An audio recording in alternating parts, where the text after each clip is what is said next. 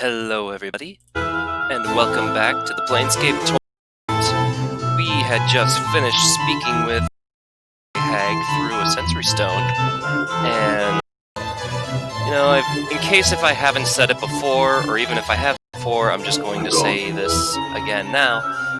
The whole reason I wanted to play this game, I'm not trying to be hyper-informative, I'm not trying to be like, oh, we're gonna 100% this together, no.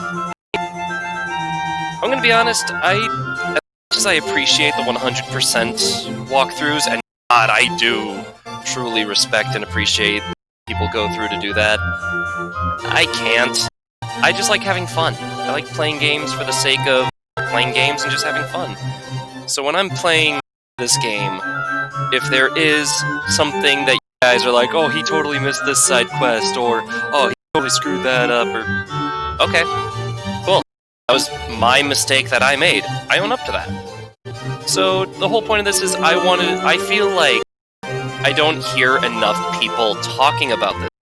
And I wanted to bring it up in the hopes of possibly seeing more Let's Plays of it just for the sake of fun. Just for the sake of fun. I don't even know what I'm doing anymore. The sensory stones. Here we go. Oh, here we go.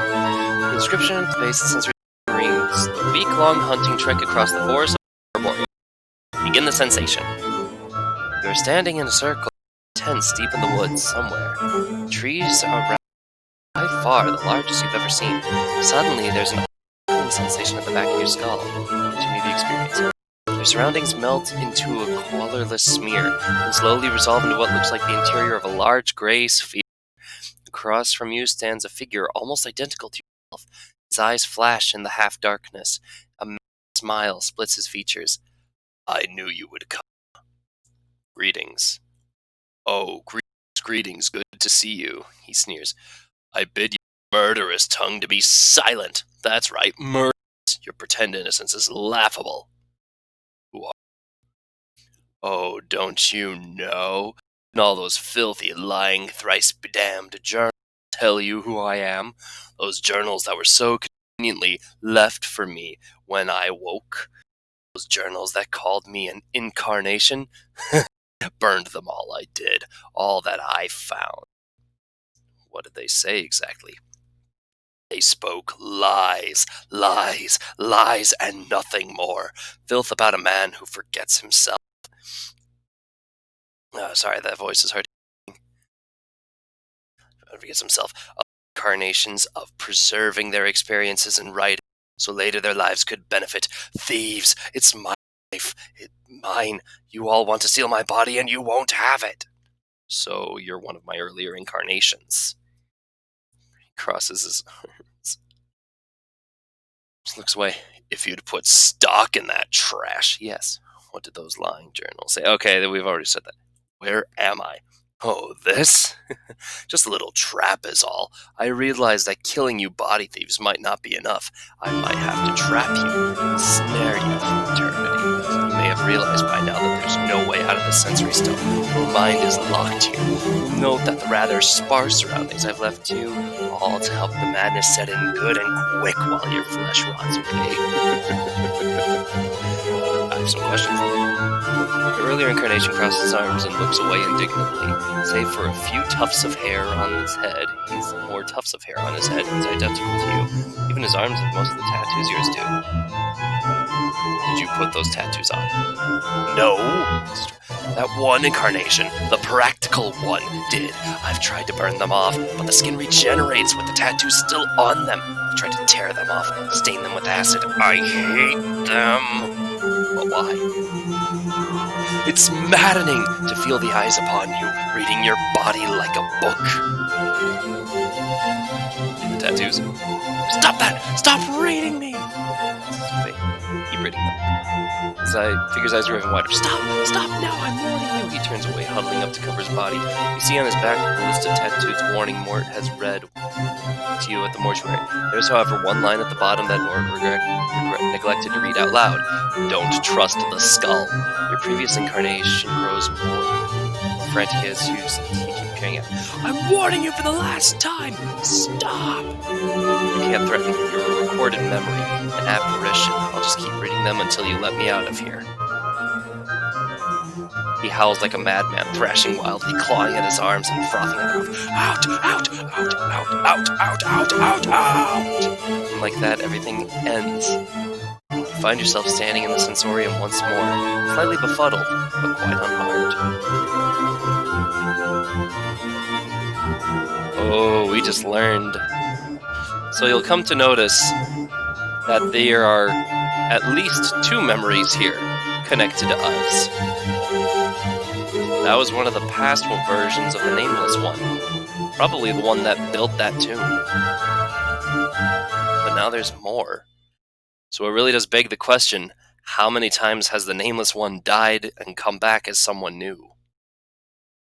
The base of this aquatic blue stone has been sculpted so it appears to have melted onto the pedestal it rests upon. A stream of perfect azure tears drip down the sides, framing the inscription beneath the pedestal. Longing. Begin the sensation. As you place your hand upon the stone, its surface ripples beneath your touch. A chill washes over your arms, plunging your hands into a mountain stream. Close your eyes and submerge in the experience. As you close your eyes, you blink and reopen them. Your eyes are brimming with tears, and you are overcome with a terrible sensation of drowning. As the sensation rolls through you, there is a stirring in your breast, a hunger poisonous like a serpent, biting into your heart until you feel it as if your breast will explode. You desperately want to steady yourself, focus, but all that comes to your eyes are tears. Wipe away the tears. You raise your hand to wipe away the tears. Your hands are soft, delicate woman's hands. They brush the stray tear from your cheek. You cup them in your hands, each of the tears like jewels shimmering lights. Examine the lights. The lights are cast by the candle globes that drift through the sanctuary. You have come into the place of gathering thoughts to reflect on your past with an eye toward the future, to cleanse your mind before the coming journey. Yet you cannot concentrate. Your thoughts remain in the present, trapped to your mind, a terrible feeling that rides in your chest. What did he mean? You close your eyes, but his words echo in your mind 100, 1,000 times. Will he ever return? The sound is a whisper and echo. Only you.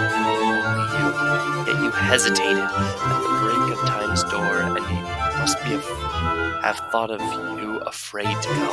You were not. Must have thought you were afraid to go, but you were not. But you were afraid to stay, and the fear, the serpent writhes in your breast again, its fangs biting into your heart, filling it bursting with its poison. Tears come again, running down your cheeks in streams, the words echoing. Only you. Only you. Your eyes snap open. It's his voice. You whirl and you gasp. He stands powerful in the shadows. He strides into the light of drifting candle globes. You feel the serpent writhing and dying.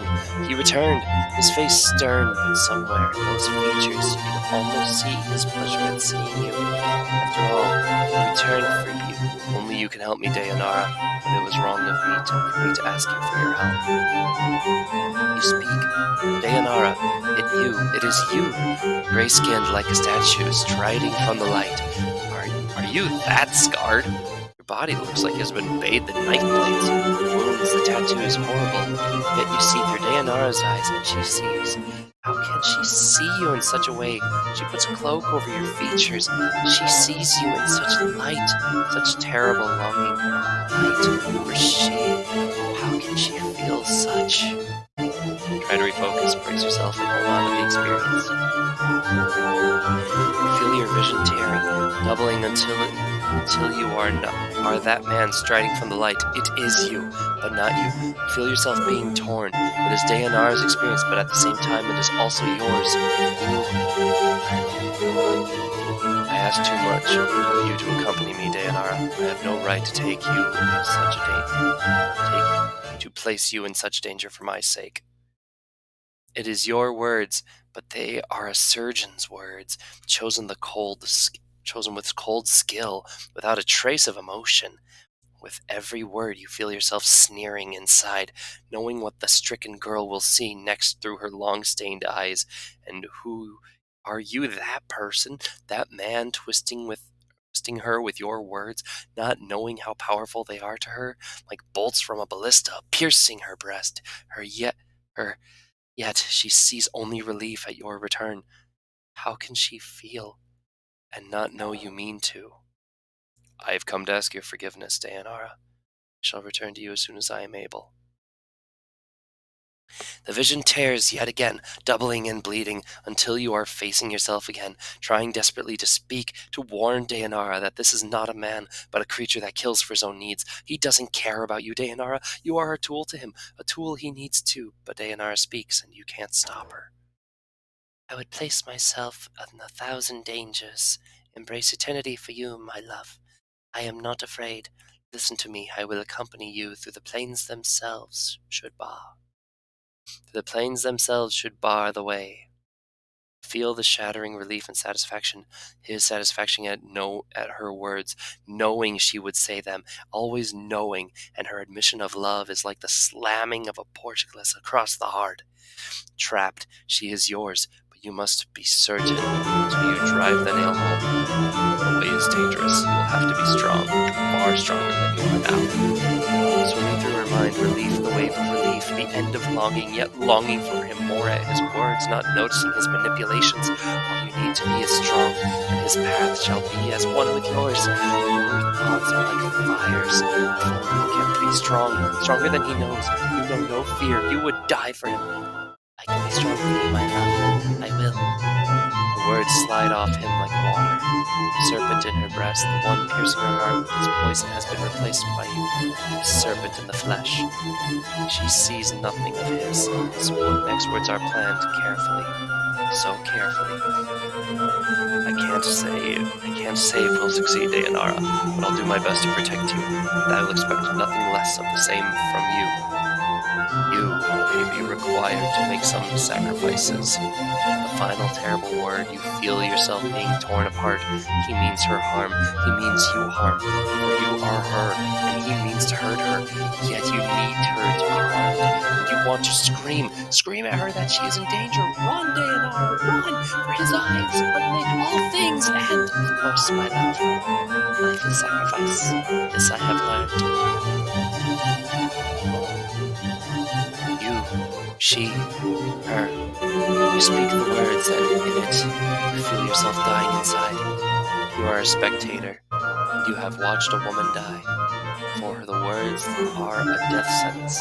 Yet still she speaks, unheeding, uncaring. I left a legacy in my father's keeping, my love. Ask for the 6th, the 3rd, K, and the S. In it, I bequeath everything to you. It's not much. With it, I left. Updated my journal. Him, a wave of irritation washes over you. You clench your teeth to prevent the irritation from crossing your features. Must she always continue to prattle, even when you do not prompt her? Must she? But no, keep the irritation inside. Only a trace slips out. Come now. I cannot die, Dayanara. There is no need for such foolishness.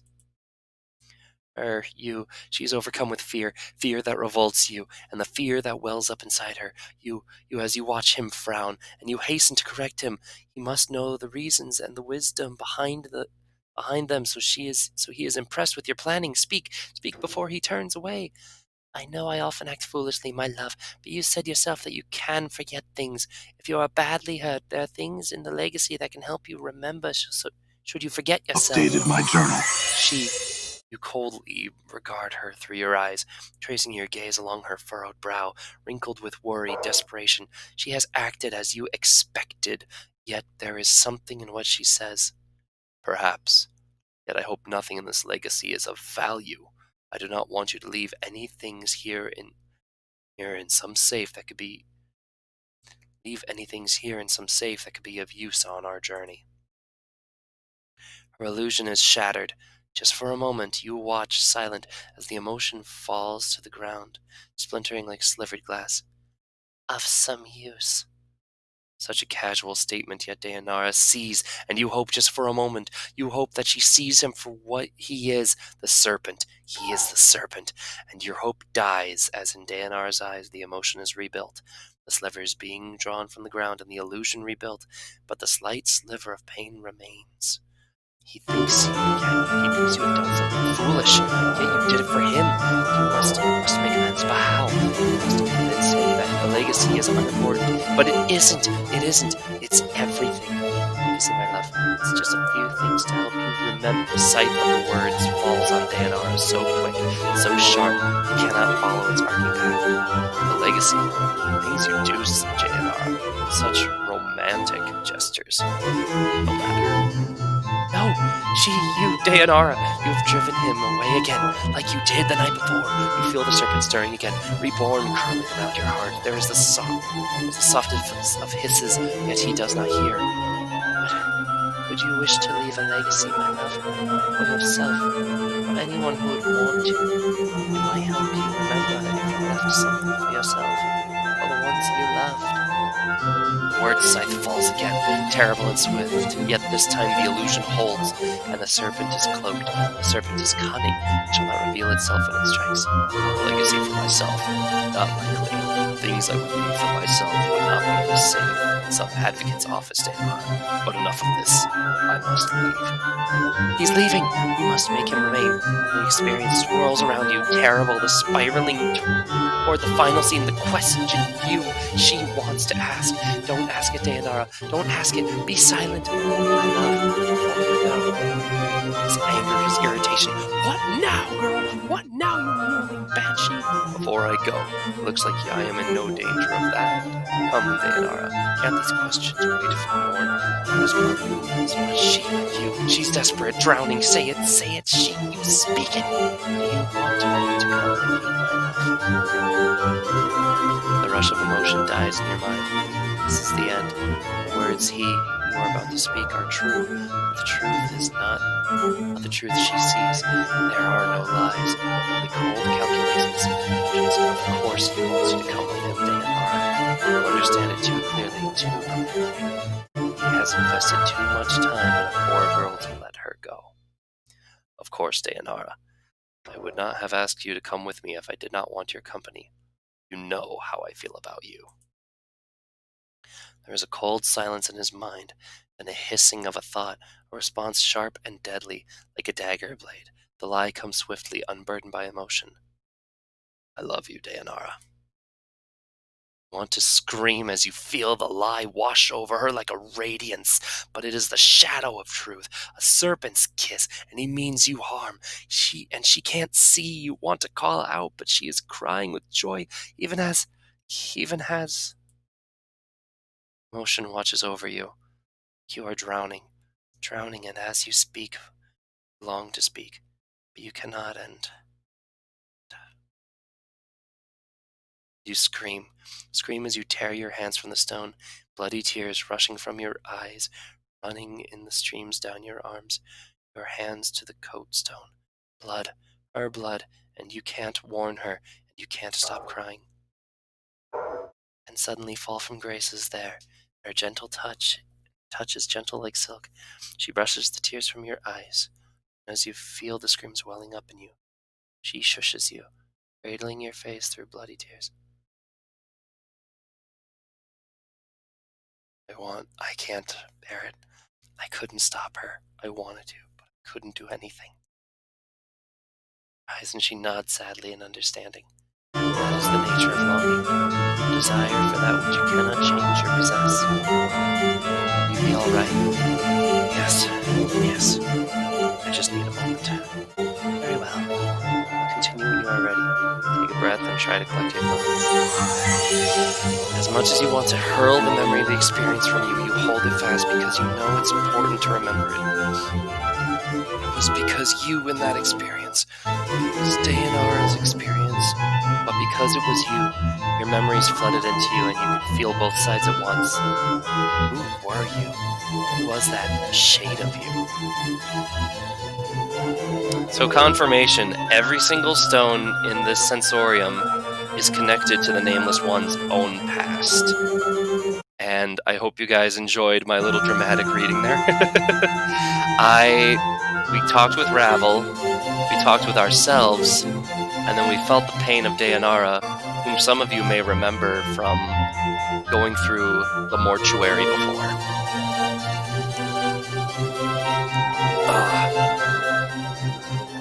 And so, we continue onward. The Planescape Torment. I really cannot get over the story in this game. It's absolutely incredible. Now, before we go too far, there is something that I want to do. Hey, what's eating you, Chief? Lord, why didn't you tell me about the extra line of tattoos on my back? Well, that bit at the end? Well, I figured it was washed, so I didn't read out loud. Oh, really? Well, what do you think it means? Do you think it refers to you? I doubt it. I mean, you can trust me, Chief. Right, Chief? Are you lying to me, Mort? Oh, come on. What's the problem? Oh, Chief, I haven't seen you wrong yet. Yet, I don't like the fact that you didn't read me that line. I'd like to know what else you've neglected to mention since we've been traveling together. Nothing. I told you everything. Well, almost everything, but nothing dangerous. If there's anything else, I suggest you tell me now. Chief, seriously, there's nothing else. I wouldn't hold out on you. Right, then I had some other questions.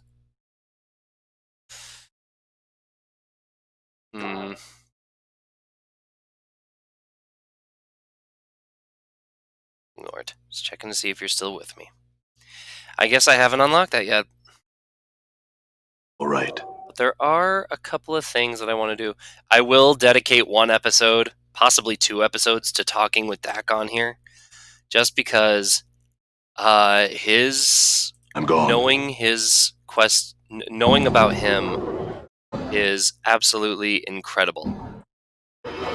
I also have been given a subtle suggestion to possibly show you guys one of the side quests involving the Modron Cube, which, how long have I been recording now? About 22 minutes? I am going to just do a little more talking based on what I have to do. Okay, so this has me getting to Xeshire.